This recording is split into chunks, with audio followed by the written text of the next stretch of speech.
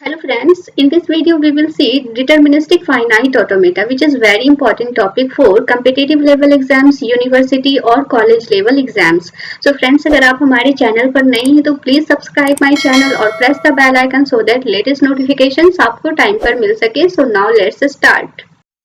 So friends, as we had seen in the previous class, what is automata and finite automata? Okay, so here finite automata without output. Okay, and it is divided into DFA, which is deterministic finite automata, NFA, non-deterministic finite automata, non-deterministic finite automata with epsilon, and DFA. Okay. So in this lecture, we will see deterministic finite automata. Okay, which is NDFA. DFA can be represented by 5 tuple. Here is M. What is M? M is a machine. Because automata क्या होता है? Machine होता है और इसके components को हम M से denote करते हैं. Okay, so Q is a finite set of a state and this is called sigma. Okay, this symbol is called sigma. Is a finite set of input symbols called alphabet and this is called delta. Is the transition function and formula of this Q into sigma, that is giving another finite set of states. Okay, and Q naught is the initial state and F is a set of final state. Okay, so first of all we will see one by one what is Q naught, F and all. First of all, initial state. What is initial state? So here is a state. Let's suppose here is a state. अभी state का कोई नाम नहीं है. इस state को मैंने नाम दिया A. तो अब ये क्या बन गया? A state. इस स्टेट का नाम हो गया A स्टेट. ओके. और इसके पीछे एरो लगा दिया. तो अब ये क्या हो गया? ये इनिशियल स्टेट बन गया. So now initial state can be represented by like this. So final state. What is final state? So final state can be represented by double circle. Okay, और इसको नाम दिया मैंने कोई बी दे दिया. ठीक है, ये स्टेट बी है. तो फाइनल स्टेट क्या बताता है कि जो ऑटोमेटा है वो वैलिड स्ट्रिंग को एक्सेप्ट करता है. ओके, मींस कि ये फाइनल स्टेट ये इंडिकेट कर रहा है, यह बता रहा है कि यस ये स्ट्रिंग जो है इस लैंग्वेज को बिलोंग करती है. ठीक है. Now finite set of a state. What is finite set of a states? Let's suppose एक state हमारे पास C है. ठीक है, state A है, B है, C है. तो इसे क्या कहेंगे? ये हमारा set of states कहलाएगा. ओके, set of states इसे कहते हैं. Now input symbols. What is input symbols? तो ये सिग्मा जो है, इस सिग्मा को मैंने क्या किया? इनपुट सिंबल असाइन करवाया इसमें 1 and 2. ओके, तो ये हमारा क्या होगा? इनपुट सिंबल होगा. मींस कि अगर हम स्टेट ए को इनपुट सिंबल क्या देना चाह रहे हैं तो 1 देंगे. ये स्टेट 1 ए जो है बी पे जाएगा कौन सा इनपुट लेकर के? 1 इनपुट लेकर. ओके, एंड सी पे जाएगा कौन से इनपुट को लेकर? तो 2 इनपुट लेकर. इसके सिवा और कोई भी इनपुट मैंने असाइन नहीं करवाया है इस वाले मशीन को. तो ये कहलाता है हमारा input symbol.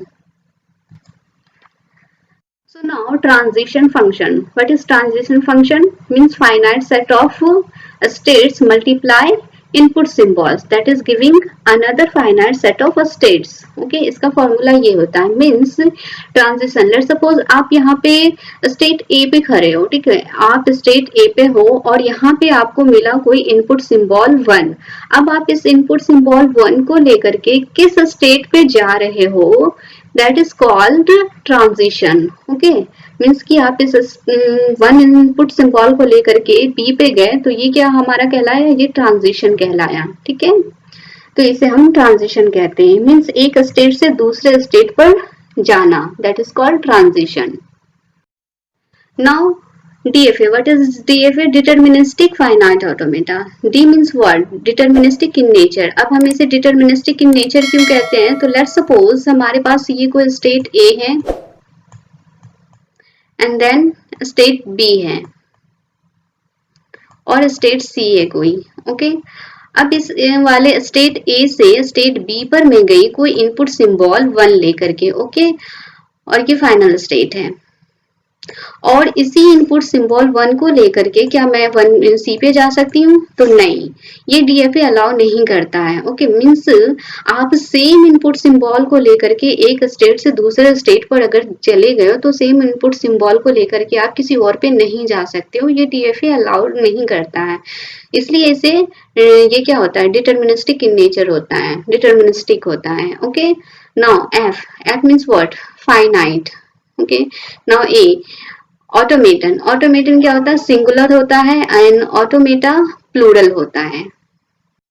So here is an example of DFA. Construct a DFA which accept all strings starting with 011. Means कि आपको string बनाना है जिसकी starting 011 से हो, ठीक है। Ending whatever doesn't matter, but starting आपको 011 से होनी चाहिए, इसकी ये कंडीशन है। So now input symbol क्या है, 01। अब इससे हमने लैंग्वेज क्रिएट किया, तो लैंग्वेज क्रिएट करेंगे तो सबसे मिनिमम स्ट्रिंग कौन सी बनेगी, 011 ऑब्वियसली। तो स्टार्टिंग आपकी सबकी 011 से होनी चाहिए, ending whatever doesn't matter. So ये लैंग्वेज कौन सी लैंग्वेज कहलाएगी, इनफाइनाइट लैंग्वेज बन रही है। नाउ अब आपने डीएफए क्रिएट करना है, तो कैसे क्रिएट करेंगे, तो आप देखो यहाँ पे इनपुट सिंबल हमने लिया 011 को, मेरे को एक्सेप्ट करवाना है। ओके, सो क्यू नॉट पे 0 सिंबल दिया, इनपुट सिंबल 0 दिया, तो ये एक्सेप्ट होगी, ऑब्वियसली होगी, क्योंकि आपकी स्ट्रिंग की स्टार्टिंग कहाँ से, 011 से, तो ये 0 मिल रहा है ना, तो आपको एक्सेप्ट, ये मशीन एक्सेप्ट करेगी उसे। Means Q0 accepted by Q0 because it is valid for Q1। Okay, so यहाँ पे 0 जो है एक्सेप्ट हो गई Q1 के लिए, ठीक है।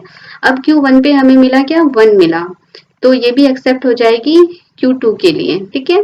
एंड Q2 पे हमें क्या मिला, 1 मिला, तो ये फाइनल स्टेट पे हमें पहुंचा दिया, which is Q3 is a final state. Okay, अब Q3 पे हमें चाहे 0 मिले 1 मिले, ये हमें फाइनल स्टेट मिल चुका है, हमें वैलिड स्ट्रिंग मिल चुकी है विच इज 011। हमारी स्ट्रिंग क्या थी, स्टार्टिंग 011 से थी, तो इसलिए हमें ये वैलिड स्ट्रिंग मिल चुकी है जो हमें फाइनल स्टेट पे पहुंचा चुका है, ठीक है।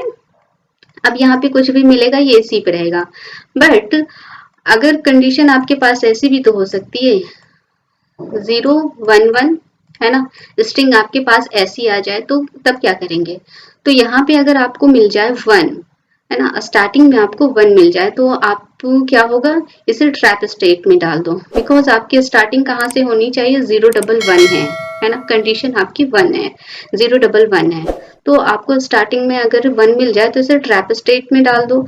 अगर Q1 पे भी हमें 0 मिल गया तो हम इसे ट्रैप स्टेट में डाल देंगे, बिकॉज हमें क्या चाहिए, क्या चाहिए, 011 चाहिए, है ना, तो यहाँ पे ट्रैप स्टेट में चला जाएगा। फिर Q2 पे भी अगर हमें 0 मिल गया तो हम इसे ट्रैप स्टेट में डाल देंगे। ओके, इस तरीके से Q1 पे Q2 पे 1 मिलेगा, देन जाके ये वैलिड एक्सेप्ट होगा Q3 के द्वारा, ठीक है। अब Q5 पे जो ट्रैप स्टेट है, यहाँ पे हमें 0 मिले 1 मिले वट एवर, आपको ये यहाँ पे लूप लगा दिया, ये इसी पे रहेगा। ट्रैप स्टेट मीन्स व्हाट, इस पे आप चाहे कोई भी इनपुट मिले ये इसी पे रहेगा, ये किसी भी स्टेट पे अगेन मूव नहीं कर सकता है, ठीक है। तो इस तरीके से ये मशीन क्रिएट हो गई, और ये हमारी वैलिड स्ट्रिंग है 011, इसी से स्टार्ट होनी चाहिए थी, देन जाके हमें फाइनल स्टेट मिल गया, ठीक है। now you have to create transition table. Okay, this is input symbol and this is states. Okay, so as you can see here, जब हमें Q0 पे 0 सिंबल मिला तो हम किस स्टेट पे चले गए, 1 स्टेट पे। ओके, एंड 0 सिंबल लेकर के हम 1 स्टेट पे चले गए जब हमें Q0 पे मिला तो। ओके, एंड Q0 पे जब हमें 1 मिला तो ट्रैप स्टेट पे आ गए। ओके, एंड Q1 पे जब हमें 0 सिंबल मिला तो अगेन हम ट्रैप स्टेट पे आ गए, एंड Q1 पे जब हमें 1 सिंबल मिला तो हम Q2 स्टेट पे आ गए। Okay, and then Q2 state पे जब हमें 0 सिंबल मिला तो ट्रैप स्टेट में आ गए, एंड Q2 पे जब हमें 1 सिंबल मिला तो हम फाइनल स्टेट पे आ गए विच इज Q3। ओके, तो हमें इस तरीके से वैलिड स्ट्रिंग यहाँ पे मिली, एंड अगेन Q3 पे हमें as you can see here यहाँ पे लूप है, अब यहाँ पे चाहे 0 आए 1 आए ये इसी पे रहेगा। ओके, तो Q3 पे हमें 0 मिला तो 1 3 पे ही रहे, Q3 पे जब हमें 1 मिला तो हम Q3 स्टेट पे ही रह गए। ओके, इसी तरीके से 5 पे, Q5 पे भी जब हमें 0 मिला तो Q5 पे ही रह गए, Q5 पे 1 मिला तो 5 पे ही रह गए, Q5 पे ही रह गए। As you can see here, चाहे 0 मिले 1 मिले ये C पे रहेगा। ओके, तो इस तरीके से आपने ट्रांजिशन टेबल को क्रिएट करना है एग्जाम में भी। अगर ऐसे क्वेश्चन पूछ दिए जाए तो आपने DFA बनाना है, देन उसके बाद ट्रांजिशन टेबल क्रिएट करना है। सो आई होप फ्रेंड्स कि आपको वीडियो पसंद आई होगी, तो चैनल को सब्सक्राइब करें, वीडियो को लाइक शेयर करें। मिलते हैं नेक्स्ट वीडियो में। Thank you.